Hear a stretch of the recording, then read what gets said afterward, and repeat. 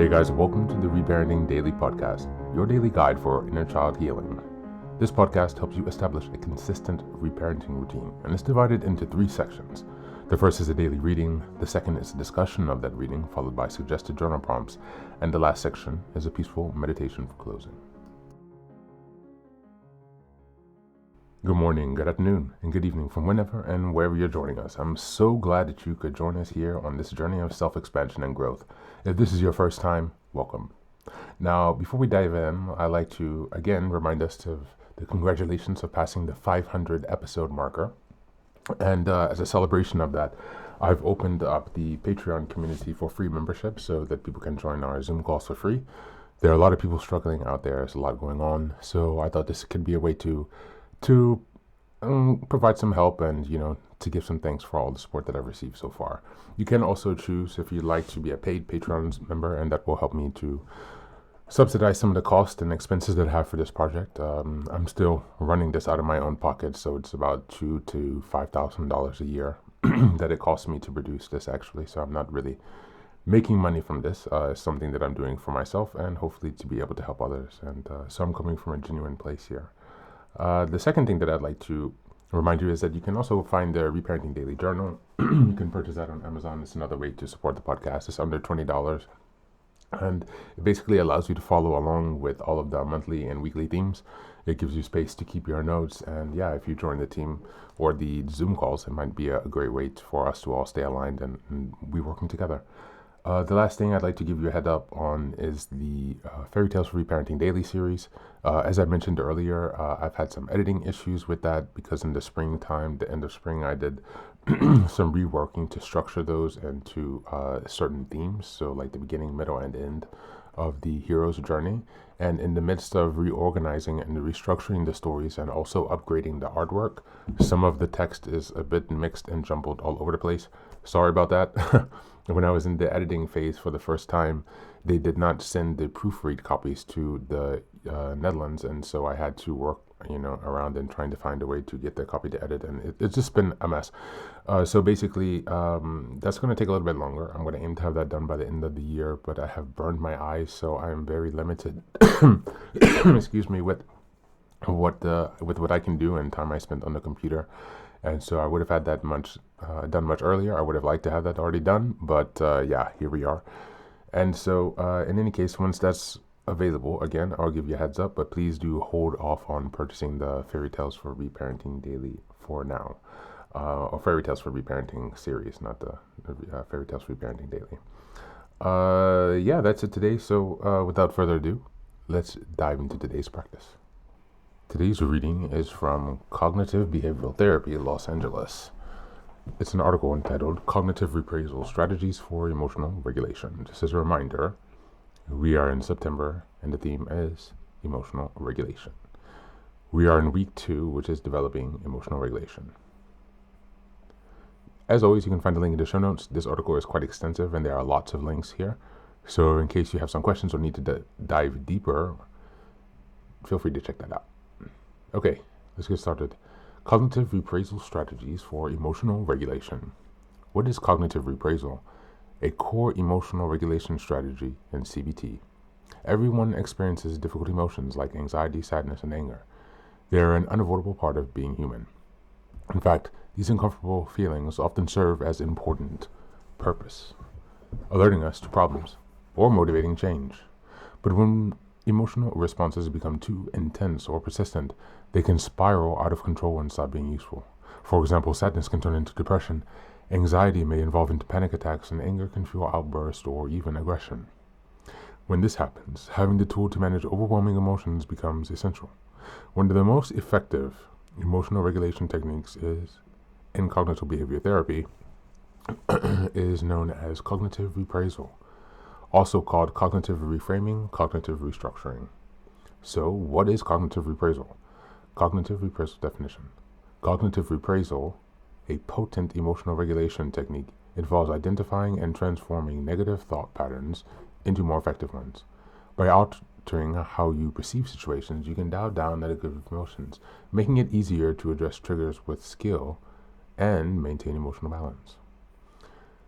why emotions can become overpowering. When you're caught in the grip of strong emotions, you might notice your thinking narrows dramatically.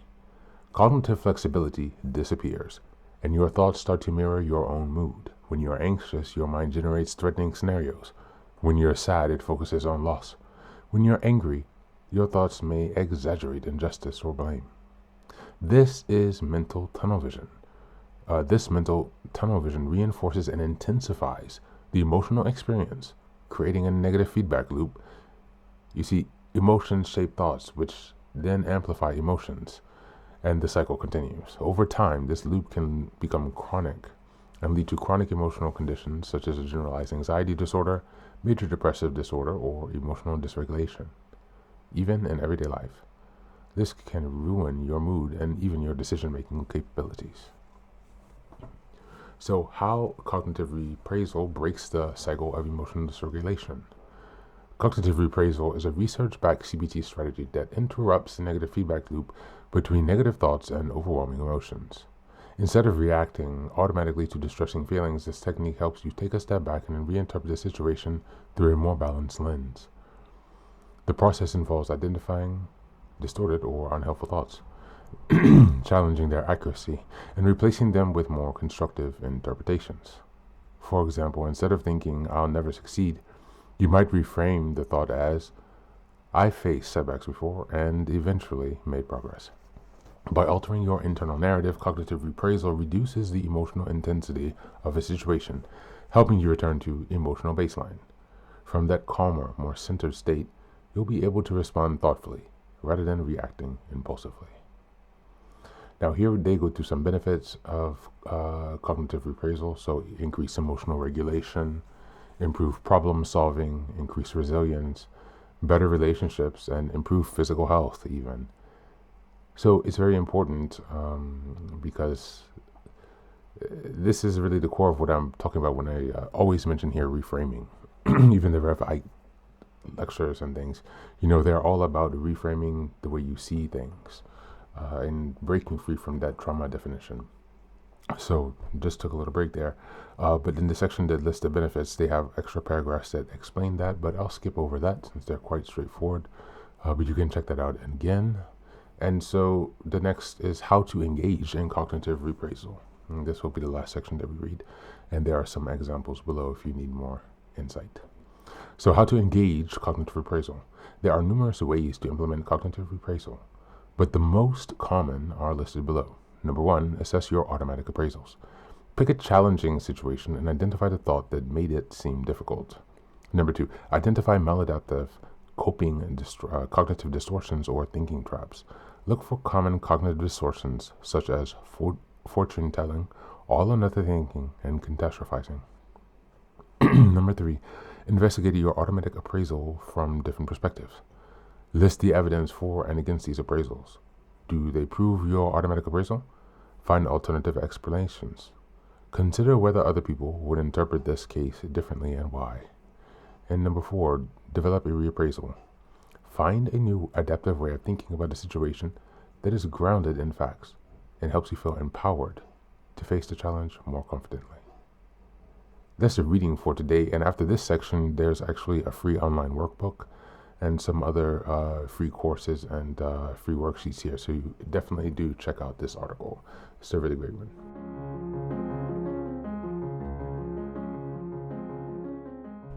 Welcome back. This is a perfect reading for our September focus on emotional intelligence, especially for week 2's theme of developing emotional regulation. How this follows the DBT reference from yesterday. CBT came first, cognitive behavioral therapy, and then it was expanded upon to create DBT. Not directly, but it was inspired because Marshall Linehan, the one who created DBT, realized that there were some things missing for people who have more extreme emotional or relational trauma backgrounds. So moving on, this reading highlights that the most practical tools for regulating emotions is cognitive reappraisal. The reading shows that emotional regulation isn't about suppressing or denying feelings. It's about reframing them, the way we interpret our situations. By changing and challenging our thoughts, we change the intensity and direction of our emotional responses. This connects directly with emotional intelligence because self-awareness gives us the insight into our automatic thoughts, while self-regulation empowers us to reshape those thoughts into healthier, more balanced perspectives. For this week's theme of emotional regulation, cognitive reprisal gives us a practical pathway out of the cycle where negative emotions fuel negative thoughts, which then deepen the emotions. Instead of being stuck in anger, sadness, or anxiety, we can learn to step back and ask, is there another way to see this? This example in the reading shows that reprisal doesn't mean false positivity. It's about finding interpretations that are realistic, but less emotionally overwhelming. This tool helps us strengthen resilience, improve problem solving, and build healthier relationships by responding thoughtfully instead of reacting impulsively, by becoming an actor and not a reactor.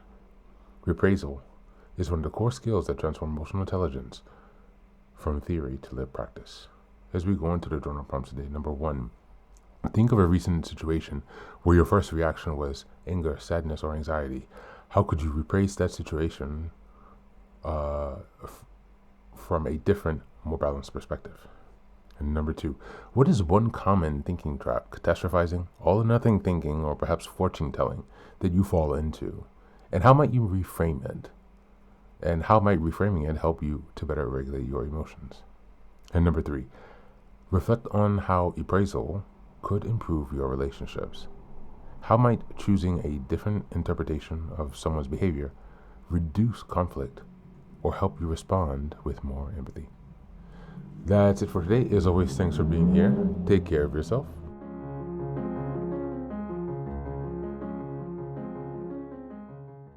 Welcome back. Welcome back. Now, this is the third and final section of the daily podcast. This is your silent meditation. Please go ahead and find a space where you can be comfortable and undisturbed, where you can relax and spend some time with yourself for this 10-minute silent meditation. You can choose to be sitting, standing, lying down, or in whatever position makes you comfortable today. Take a moment to simply be with yourself. Focus on your breath and gently connect with each part of your body. If thoughts arise, don't let them overwhelm you. Just observe them without attachment. Imagine them as leaves drifting down atop a river, passing by without needing your engagement. Stay present, grounded, and open to this moment, no matter what time you are listening and practicing this meditation. Namaste.